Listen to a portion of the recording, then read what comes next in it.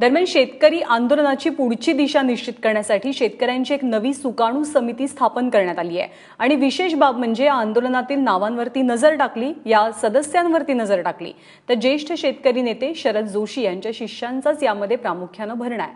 त्यामुळे आंदोलनाच्या ठिणगीच्या निमित्ताने शरद जोशींचं स्वप्न प्रत्यक्षात उतरणार का असा प्रश्न आता निर्माण झालाय। सुकाणू समितीचे सदस्य कोण कोण आहेत तर राजू शेट्टी, अजित नवले, रघुनाथ दादा पाटील, संतोष वाडेकर, संजय पाटील, बच्चू कडू,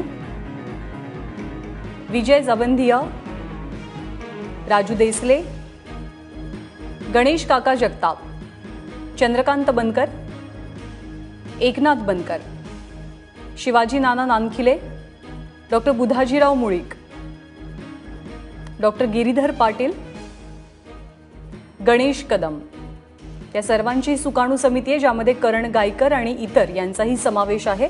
आणि ही सुकाणू समिती शेतकरी आंदोलनाची पुढची दिशा आता निश्चित करणार आहे।